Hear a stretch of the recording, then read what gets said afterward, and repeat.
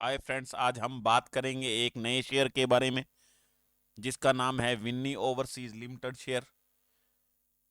इस Vinny overseas limited share के fundamental के बारे में डिटेल से बात करेंगे। इसके टेक्निकल एस्पेक्ट्स के बारे में डिटेल से बात करेंगे। इसके चार्ट पैटर्न के बारे में डिटेल से बात करेंगे।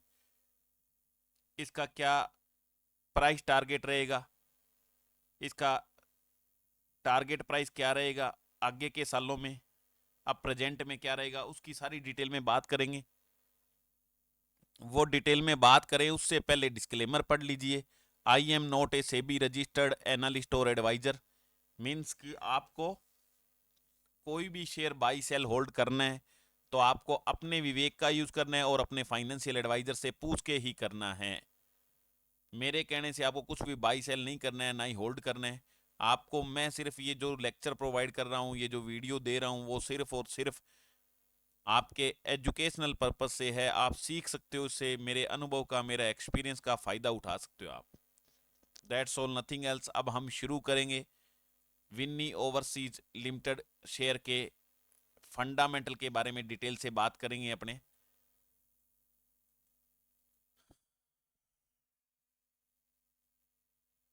तो सबसे पहले इसका नाम विन्नी ओवरसीज लिमिटेड, ये दिख रहा है आपके सामने। इसकी वेबसाइट का नाम winnieoverseas.in। Market cap 87.50 crore, P ratio 43.10, R O C 13.30, current price 1.89, book value 1.67, R O E 12.10%, low इसका 1.60, हाई इसका 6.21। डिविडेंड डील है नहीं, फेस वैल्यू है इसकी 1। और ये कंपनी काम क्या करती है ये यहां लिखा हुआ है। विन्नी ओवरसीज लिमिटेड मैन्युफैक्चर्स ए प्रोसेसेस टेक्सटाइल फैब्रिक।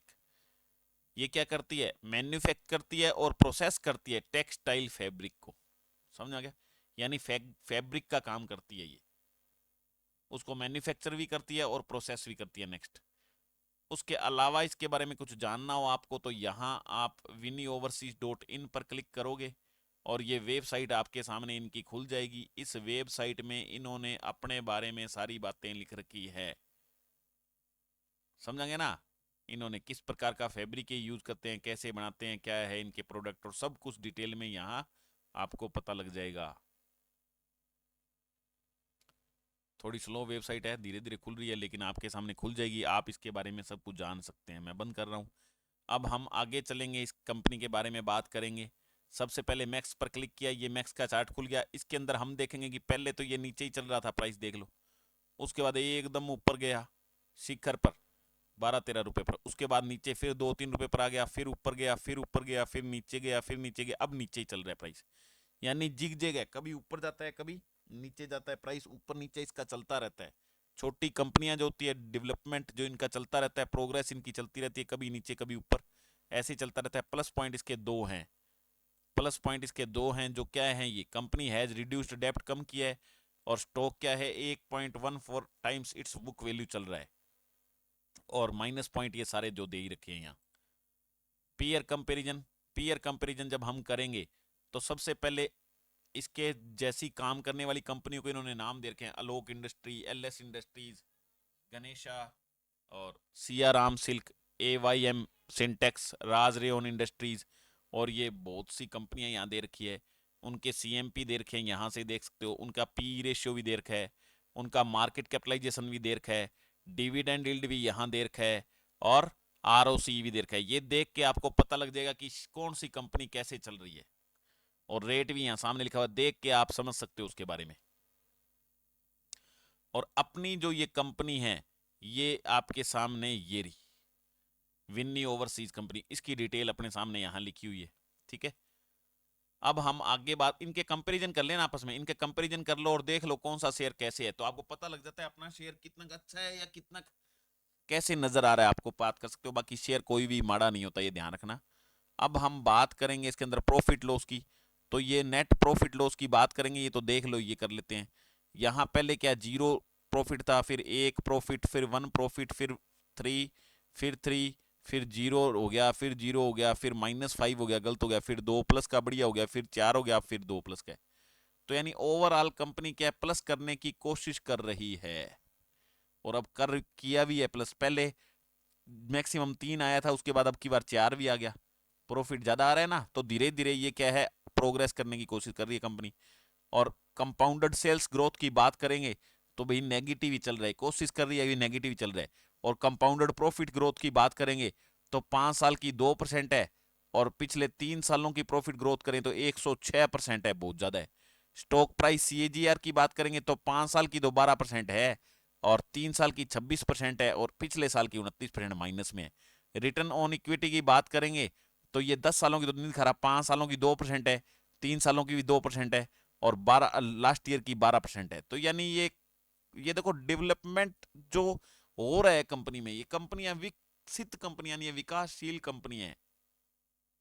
तो कंपनियों में काम चल रहा है, धीरे धीरे कोशिश कर रही है, धीरे धीरे बढ़ने वाली कंपनी है। और ऐसी कंपनी है जब भी आपको 1, 2, 1.5, 2, 4 रुपए में शेयर मिल जाता है, अदरवाइज कौन तो आपको 2, 4 रुपए में शेयर देगा, ठीक है। और शेयर होल्डिंग पैटर्न की अगर बात करें तो प्रोमोटर के पास बहुत अच्छी होल्डिंग थी, 71.81%, 87%, देखो बढ़ गई बढ़ गई, बढ़ी हुई है थोड़ी सी यहाँ। लेकिन जैसे ही ये जून 2024 तक इनकी होल्डिंग बहुत अच्छी थी, लेकिन सितंबर 2024 में एकदम इन्होंने अपनी होल्डिंग आधी कर ली। अब पता नहीं क्यों आधी कर ली, लेकिन ये गलत बात है, ये गलत बात है कि भी होल्डिंग आधी कर लेता तो अपने जो शेयर होल्डर होते हैं उनके लिए गलत बात है कि इतनी शेयर कम कैसे ले ली कर लिए इसने। तो ये उसके बाद ये एफआईआई के बस 2023 के अंदर मार्च और जून के अंदर 2.58% शेयर लिए थे, उसके बाद उनके पास भी कोई शेयर नहीं है। और पब्लिक के पास पहले 28% शेयर होते थे, और अब क्या है, शेयर वो बढ़ते ही जा रहे हैं। और पब्लिक के पास अब की बार ये क्या है, 64% शेयर हो गए हैं, 64% शेयर हो गए हैं, ये बड़ी बात है। तो ये पब्लिक के पास तो शेयर, जो जितनी ज्यादा कंपनी नीचे दर्जे की होती है कंपनी, ये पब्लिक ही रह जाती है फिर उसको लेने के लिए, तो पब्लिक इसको लेती रहती है। तो ये दोनों ही बात गलत बात है कि ये 35% रह गए और ये 64% हो गए शेयर। क्यों इन प्रमोटर्स ने बेचे हैं ये शेयर, पता नहीं। तो ये बातें थोड़ी सी अंदर से जाके देखने वाली होती है, बाकी कोई दिक्कत नहीं है। बाकी देखो, ये अगर नेगेटिव बातें नहीं होती तो क्या ये शेयर अपने को, जो जिसकी बुक वैल्यू लगभग बुक वैल्यू के पास में चल रहा है, तो ये 1.89 पर अपने को शेयर मिल जाता क्या, नहीं मिलता ना। तो यही इंपॉर्टेंट चीजें होती है। बाकी शेयर 87 करोड़ की कंपनी है, कंपनी छोटी होती है जब थोड़ी सी दिक्कतें होती हैं। अदरवाइज देखो आरओसी बढ़िया है इसका, आरओई बढ़िया, इसके रेट के हिसाब से बढ़िया है ना ये। तो ये 6 रुपये 21 पैसे पहले गया भी हुआ है, अब ये लो के पास में ही है, लेकिन हाई 6.21 गया हुआ है इसका, समझा गया। तो कंपनी सही है, माड़ी कंपनी नहीं है, लेकिन वही बात कि हमारे को विश्वास नहीं होता जल्दी से। लॉन्ग टर्म के लिए तो कंपनी अच्छी है, लॉन्ग टर्म के लिए कंपनी अच्छी है। बाकी कुछ कहा नहीं जा सकता इसके बारे में, देख लो। अभी मैं बता रहा हूँ इसके चार्ट पैटर्न के बारे में बताऊंगा, डिटेल से अपने चार्ट की बात करेंगे। ये हमने अब इसके अंदर जो लगाया हुआ है चार्ट,